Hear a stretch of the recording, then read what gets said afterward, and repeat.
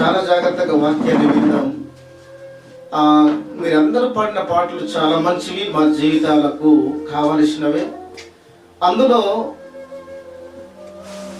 భూమి మీద అనేక ప్రాంతాలలో, రాష్ట్రాలలో, దేశాలలో ప్రయాణికమైనటువంటి ఒక ప్రయాణాలలో తమ అవసరాల నిమిత్తం, తమ కుటుంబాల అవసరాల నిమిత్తం వారు ప్రయాణించే ప్రయాణములో జరుగుతున్నటువంటి, సంభవిస్తున్నటువంటి భయంకరమైనటువంటి మరణాల గురించి, మరణ వార్తలను గూర్చి మనం భూమి మీద మనం వింటూనే మనం ఉన్నాం. ఇలా మనం వింటున్నామంటే కారణం, ఇలాంటి సమాచారాలు మనకు అర్థమవుతున్నాయి, మన వినికిడికి రాబోతున్నాయి, మనం గ్రహిస్తున్నాము అంటే ఎందుకు అన్నప్పుడు నీకు పాఠముగా అవి వినికిడిగా నీకు వినబడుతున్నాయి, నీ చెవికి కనబడుతున్నాయి. అట్లాంటప్పుడు మనం సర్దుకోవాలి, సరి చేసుకోవాలి, మనం ఆలోచించాలి. నువ్వు ఆలోచించాలని ఈ దుర్వార్త, అవునా? కాబట్టి ఎంత చక్కటి పాట, ఎంత చక్కటి ఒక విషయాన్ని మనం నేర్చుకోలేకపోతున్నాం. ఆ విషయాన్ని మొదట నేను తెలియజేసిన తర్వాతనే ఈరోజు నేర్చుకునే అంశానికి మనం వెళ్ళిపోతాం. ఎందుకంటే చక్కటి ఇది కావలసినది, మనం సరి చేసుకోవలసినది, మనం ఆలోచించవలసినది. అవును, నేను కూడా అదే, నా పరిస్థితి నాకు అలాగే జరిగితే, రేపొద్దు నాకు జరిగితే, ఒకవేళ నేను సరిగా నేను లేకపోతే, ఒకవేళ సత్యంలో నేను ఒకవేళ లేకపోతే అసలు నా సంగతి ఏంటి, నా గతి ఏంటి, అసలు నేను ఏమైపోతాను, నేను ఎక్కడికి వెళ్ళిపోవాలి, ఎక్కడికి వెళ్ళిపోతాను, నేను వెళ్ళవలసిన ఒక గమ్యానికి చేరలేనేమో అనే భయం మనకు రావాలి. కాబట్టి వాక్యాన్ని మొదట మన ఆలోచన మనం చేద్దాం. ఒకసారి మరణంను గూర్చినటువంటి వార్త నువ్వు బ్రతికి ఉన్నావు కనుక నీకు అర్థమైంది.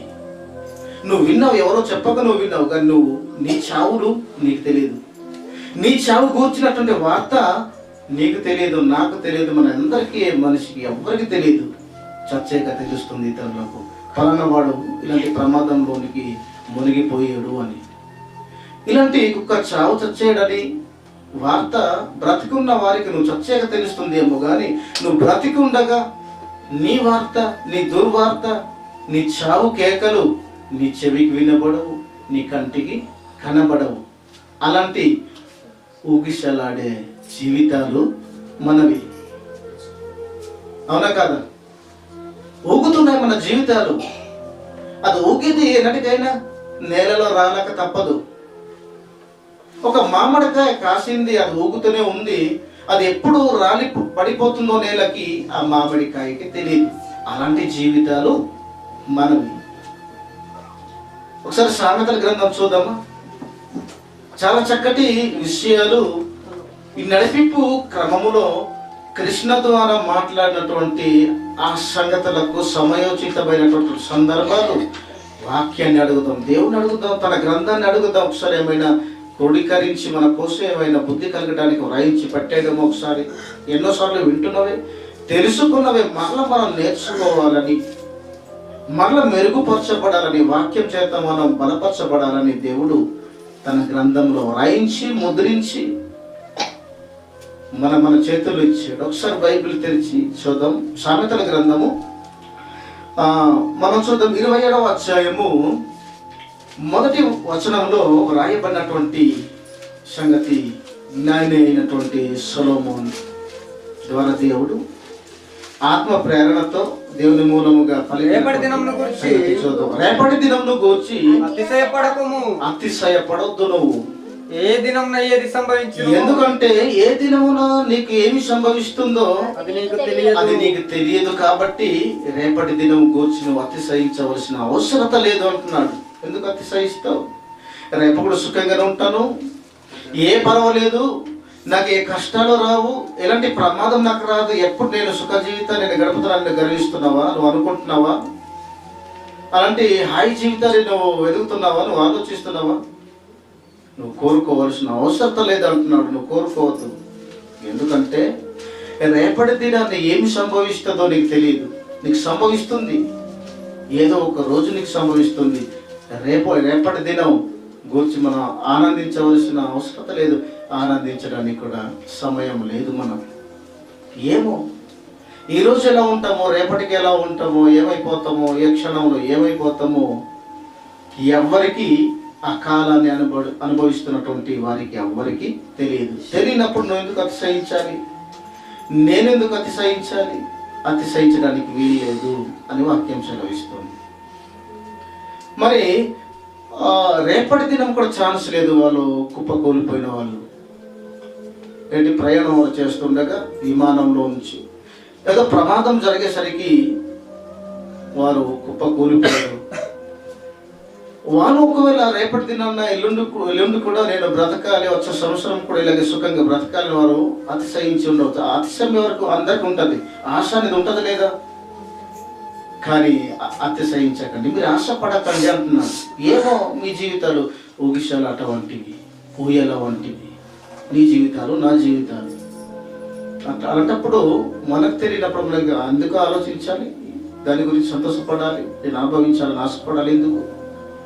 ఏ దినాన్ని ఏమి సంభవిస్తుందో తెలియదు వాళ్ళకు. ఈరోజు నేను ప్రయాణిస్తున్నటువంటి ఈ ప్రయాణంలో అసలు నాకు ఏమి సంభవిస్తుందో వాళ్ళకి ఏమైనా తెలుసా అంటే ఎవరికి తెలియదు. సంభవించగానే నాశనం అయిపోయారు వాళ్ళంతా. అలాంటి జీవితాలు వాళ్ళకు ఎలాంటి ప్రమాదం వారిని నాశనం చేసిందో అలాంటి ప్రమాదం ఈరోజు మన అందరికి కూడా ఉంది.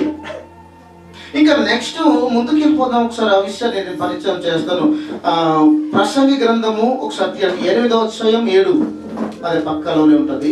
8వ అధ్యాయము 7వ మాట, అక్కడ వ్రాయబడిన విషయం అదే సందర్భాన్ని అదే సొలొమోను గారు చెప్తున్నాడు. సంభవింప బహునది నరులకు తెలియదు అంటున్నాడు. చూడండి, అంటే ఆ విమానంలో ఎక్కినటువంటి ఆ జనాంగానికి ఏమి ఈరోజు నాకు సంభవింపబోతుందో, నా ప్రయాణంలో ఏమి సంభవించబోతుందో, ఎలాంటి ప్రమాదం సంభవింపబోతుందో అని నరులకు వాళ్ళకు తెలియదు.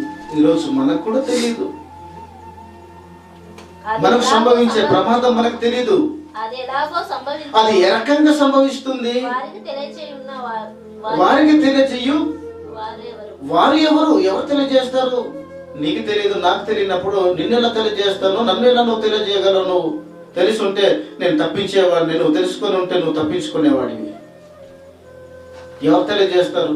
దేవుడు తప్ప మనుషులు ఎవరు తెలియజేయలేరు. దేవుడే తెలియజేస్తాడు ప్రమాదాన్ని.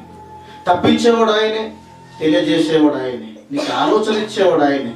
లేదు ఇలాంటి ఒక్కొక్క సందర్భాలలో లేదు నాకు ఈరోజు ఏదో ప్రమాదం నేను ఇరుక్కుంటాననే అనుమానం నా మనసు అంత ఆత్మ నన్ను గద్దిస్తుంది అని ఆటోమేటిక్గా మనం అర్థం చేసుకుంటాం. చూడు, ప్రమాదాన్ని మనకు పొంచున్న ప్రమాదాన్ని మనం పసిగడతాం. చూడు, అది ఆత్మ గద్దింపు. ఆత్మ నిన్ను ప్రేరేపిస్తూ ఉంటుంది. అది దేవుడు నీకు తెలియచేయడం.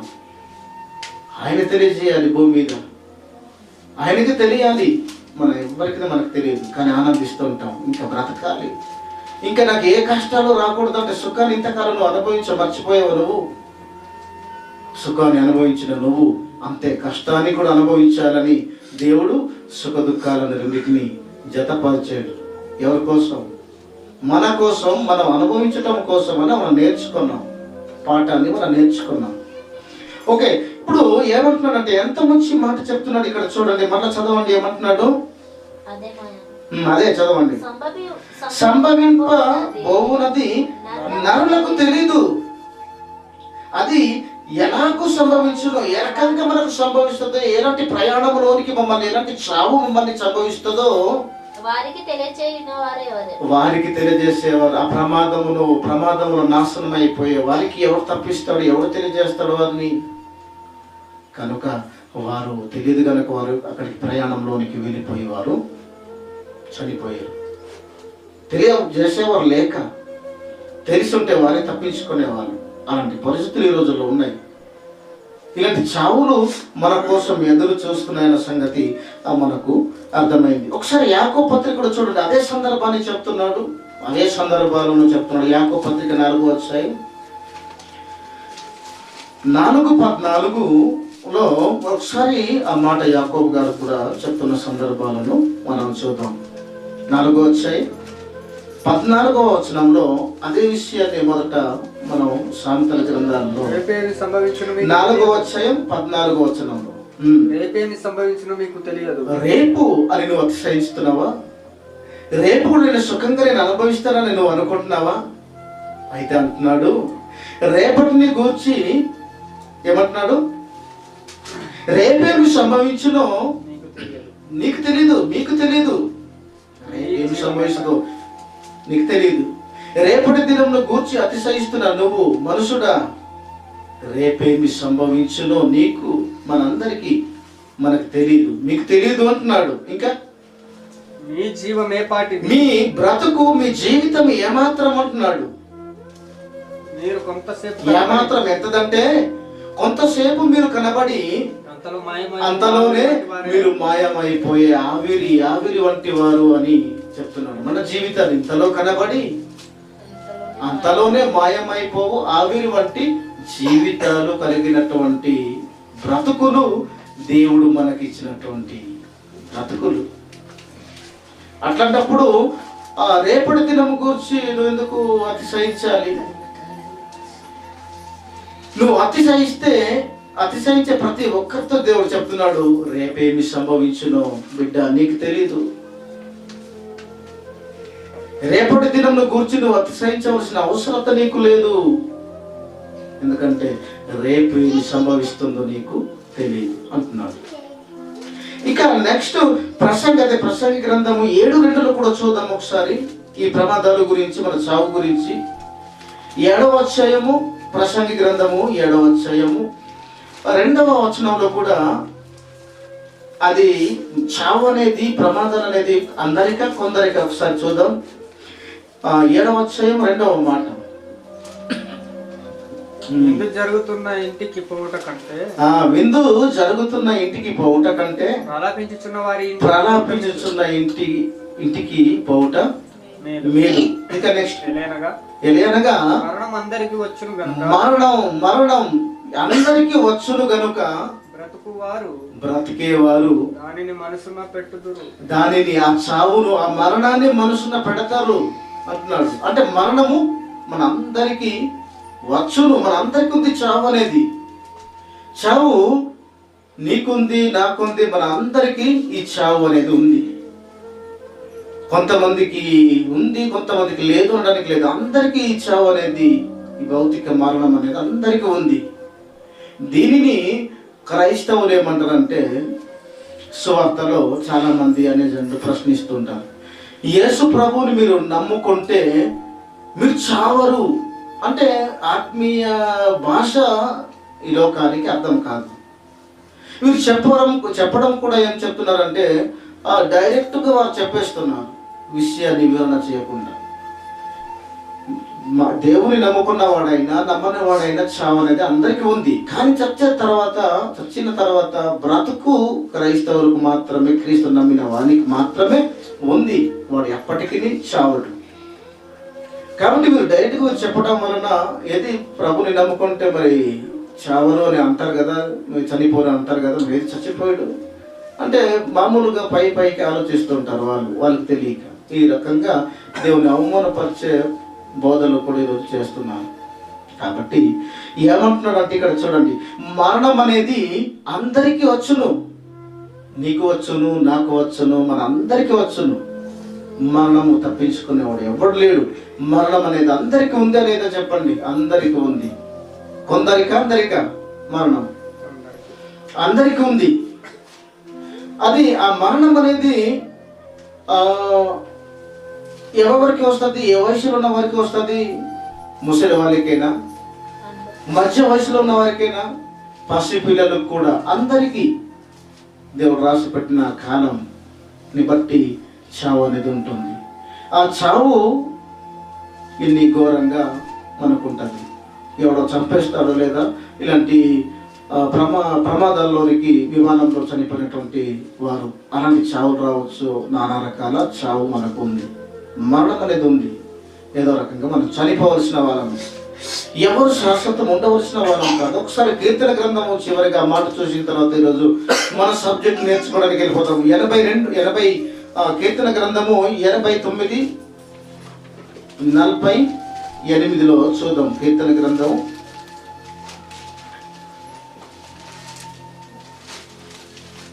89 తీసారా? 48. మరణము చూడక బ్రతుకు నరుడేవాడు. చూసారా? మరణాన్ని మనిషి, అందరికీ మరణం ఉంది కదా, ముందే నేర్చుకున్నామా? అందరికీ మరణం ఉంది.